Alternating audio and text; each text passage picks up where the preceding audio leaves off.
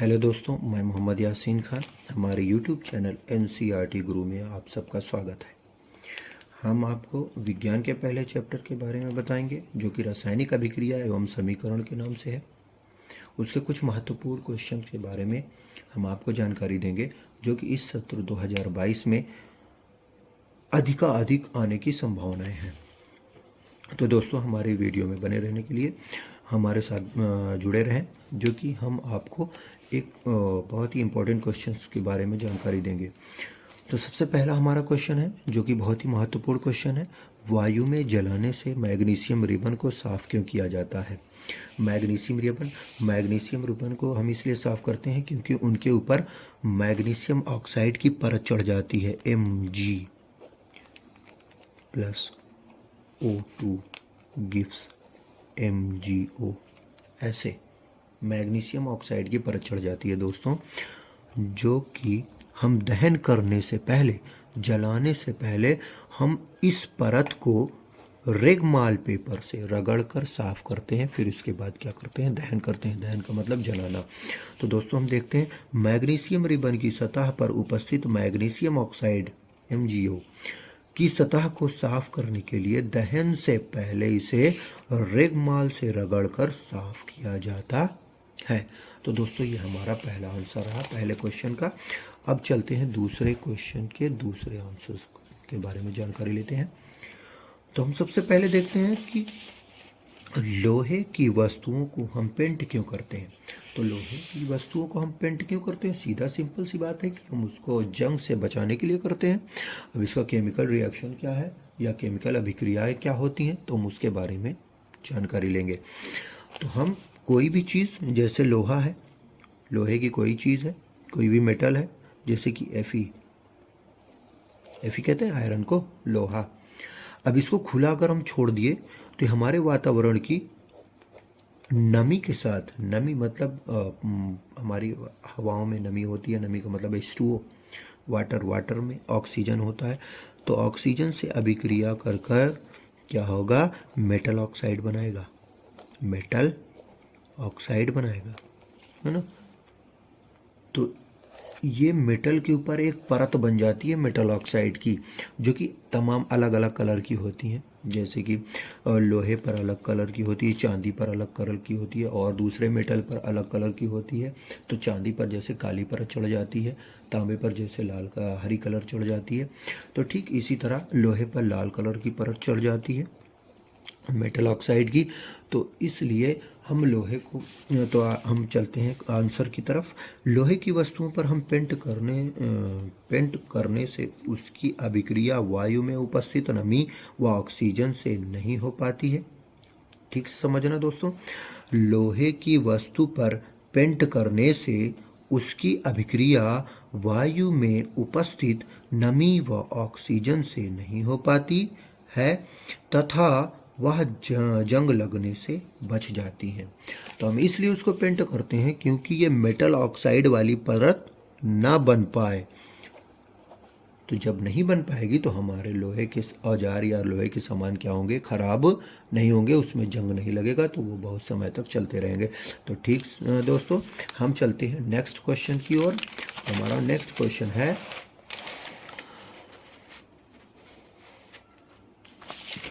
तेल एवं वसा युक्त खाद्य पदार्थों को नाइट्रोजन से प्रभावित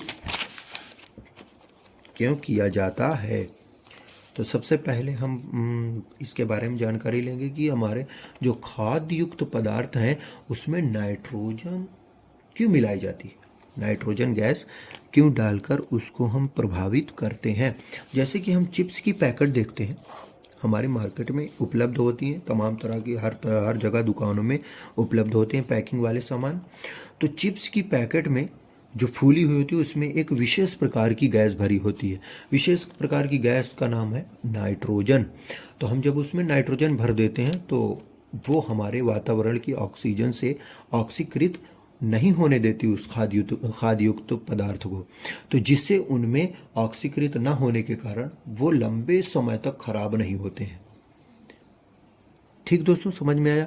ऑक्सीकृत किसके वजह से नहीं हो पाती? नाइट्रोजन गैस की वजह से। तो जब तक ऑक्सीकृत नहीं होगी तब तक वो खाद्य युक्त पदार्थ सेफ रहेगा, बचा रहेगा, खाने युक्त रहेगा, खराब नहीं होगा। तो आइए हम आंसर की ओर चलते हैं। तेल एवं वसा युक्त खाद्य पदार्थों को नाइट्रोजन से प्रभावित किया जाता है, क्योंकि ऐसा करने से ये खाद्य पदार्थ वायु में उपस्थित ऑक्सीजन, आ गया ऑक्सीजन, ऑक्सीजन से अभिक्रिया करके ऑक्सीकृत नहीं होते हैं, ठीक, नहीं हो पाते हैं। इस प्रकार खाद्य पदार्थ को लंबे समय तक सुरक्षित रखा जा सकता है। तो दोस्तों आप अपने से अपनी डिफिनीशन बना सकते हैं, तो इस पर कोई बाउंडेशन नहीं है, डिफिनीशन सही होनी चाहिए। तो ठीक दोस्तों, हम चलते हैं अगले क्वेश्चन की ओर, जो कि हमारा अगला क्वेश्चन है ऊष्माक्षेपी एवं ऊष्माशोषी अभिक्रिया का क्या अर्थ है? उदाहरण दीजिए या उदाहरण देकर समझाइए। तो हम सबसे पहले आपको ऊष्माक्षेपी अभिक्रिया के बारे में समझाते हैं। ऊष्माक्षेपी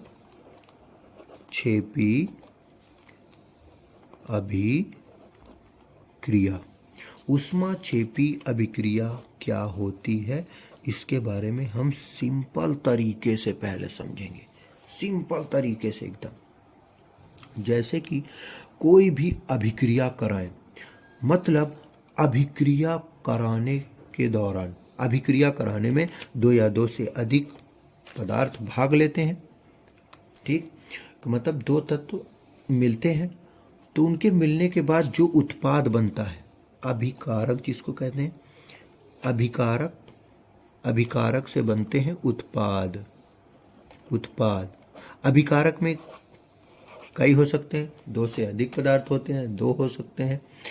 तो जैसे कि हम कार्बन ले लिए, कार्बन और ऑक्सीजन, इन दोनों की अभिक्रिया कराते हैं, तो कार्बन से ऑक्सीजन मिलकर कार्बन डाइऑक्साइड बनाता है।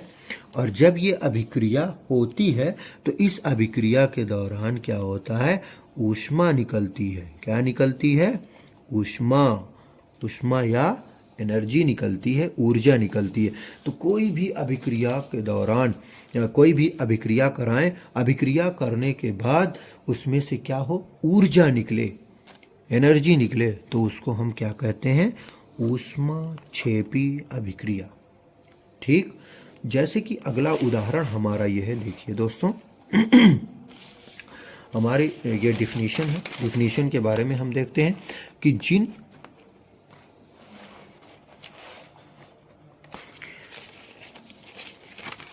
हम आपको डिफिनीशन के बारे में बताते हैं। जिन रासायनिक अभिक्रिया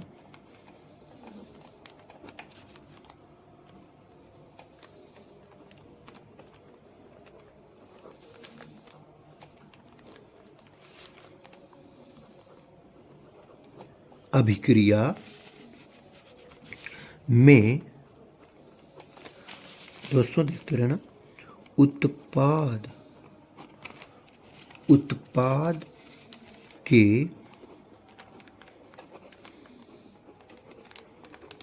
निर्माण के साथ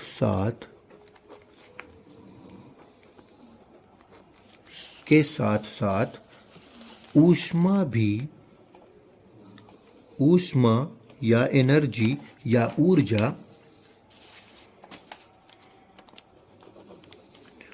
उत्पन्न होती है। उत्पन्न होने का मतलब निकलना, क्या करना? निकलना दोस्तों। तो इससे हम कंफ्यूजन नहीं होगी, उत्पन्न होने का मतलब निकलना। तो जिन रासायनिक अभिक्रिया में उत्पाद के निर्माण के साथ साथ, मतलब रासायनिक अभिक्रिया हुई, उत्पाद बना, उत्पाद बनने के साथ साथ ऊष्मा या एनर्जी या ऊर्जा भी क्या हो? निकले, उत्पन्न हो, तो उसे हम क्या कहेंगे? ऊष्माक्षेपी अभिक्रिया। क्या कहेंगे? ऊष्माक्षेपी अभिक्रिया। ठीक दोस्तों, समझ में आया? अपनी डिफिनीशन खुद बना सकते हो। जैसे कि अगला उदाहरण है हमारा कि हमारा मेथेन, मेथेन गैस है, और ऑक्सीजन के साथ अभिक्रिया करके क्या बनाई, कार्बन डाइऑक्साइड। और H2O, H2O का मतलब जल, जल का एक जल बना रही है, और ऊष्मा क्या हो रही है, निकल रही है। ऊष्मा निकलने का क्या मतलब, ऊष्मा क्षेपी अभिक्रिया हो रही है। ठीक दोस्तों, तो अभिक्रिया के बाद उत्पाद के साथ साथ क्या हो, ऊर्जा निकले, तो उसको हम कहते हैं ऊष्मा क्षेपी अभिक्रिया। आइए दोस्तों हम आगे चलते हैं, ऊष्मा शोषी अभिक्रिया के बारे में पढ़ते हैं। तो ऊष्मा शोषी अभिक्रिया क्या होती है, हम सबसे पहले इसको देखते हैं। हम सीधे लैंग्वेज में समझते हैं या आसान सरल भाषा में समझते हैं, तो इस तरह कह सकते हैं कि ऊष्मा शोषी अभिक्रिया क्या होती है, हम आपको अच्छे समझाते हैं। तो ऊष्मा शोषी अभिक्रिया वो होती है जिसमें रिएक्शन के दौरान ऊष्मा दी जाए या अभिक्रिया रिएक्शन देकर कराई जाए। कोई भी अभिक्रिया जिसमें रिएक्शन दिया जा रहा है तब अभिक्रिया हो रही है, तो उसको हम कहेंगे ऊष्मा शोषी अभिक्रिया। मतलब अभिकर्मक के साथ, अभिकर्मक या अभिकारक के साथ क्या हो, ऊष्मा दें या ऊर्जा दें, तब जाके उत्पाद बने। क्या बने, तब जाके उत्पाद बने। मतलब हम पहले ऊर्जा दें तब उत्पाद बने, उत्पाद के साथ साथ न निकले ऊर्जा, मतलब ऊर्जा दें तब उत्पाद बने, तो उसको हम कहते हैं ऊष्मा शोषी अभिक्रिया। दोस्तों समझ में आया? तो आइए डिफिनीशन को देखते हैं। जिन रासायनिक अभिक्रियाओं में ऊर्जा अवशोषित होती है, ऊर्जा अवशोषित का क्या मतलब, ऊर्जा देकर अभिक्रिया कराई जाती है, उन्हें ऊष्मा शोषी अभिक्रिया कहते हैं। तो दोस्तों आसान डिफिनीशन है, आप समझ गए होंगे। तो हम अगले रिएक्शन के बारे में देखते हैं। जैसे कि नाइट्रोजन और ऑक्सीजन की अभिक्रिया कराए तो NO बना, और ऊष्मा क्या हो रही है, दी जा रही है। यहाँ पे ऊष्मा दी जा रही है, क्या हो रही है, ऊष्मा दी जा रही है, देकर रिएक्शन कराया जा रहा है। ठीक दोस्तों, जैसे कि N2+O2 गिव्स NO। अब इसको हम क्या कर रहे हैं, यहाँ पर ऊष्मा जोड़ रहे हैं, ऊष्मा जोड़ रहे हैं, ऊष्मा पहले दी जा रही है तब ये बन रहा है। अब इसको हम बैलेंस करते हैं। नाइट्रोजन के परमाणु 2 हैं, नाइट्रोजन के 2 एटम हैं, यहाँ पे एक ही, ऑक्सीजन के भी परमाणु 2 हैं, यहाँ पर एक ही है। तो हम 2 से इसमें गुणा कर देंगे तो 2 नाइट्रोजन हो जाएगा, 2 ऑक्सीजन हो जाएगी, इससे हमारी रिएक्शन क्या हो जाएगी, बैलेंस हो जाएगी। ठीक दोस्तों, समझ में आया? और यहाँ पे ऊष्मा देकर अभिक्रिया कराई जा रही है, तो पहले जिसमें ऊष्मा दी जाए फिर अभिक्रिया हो, तो उसको हम ऊष्मा शोषी अभिक्रिया कहते हैं। दोस्तों समझ में आया? आगे चलते हैं। आगे क्वेश्चन है हमारा 5वां, निम्न की परिभाषा तथा उदाहरण दीजिए।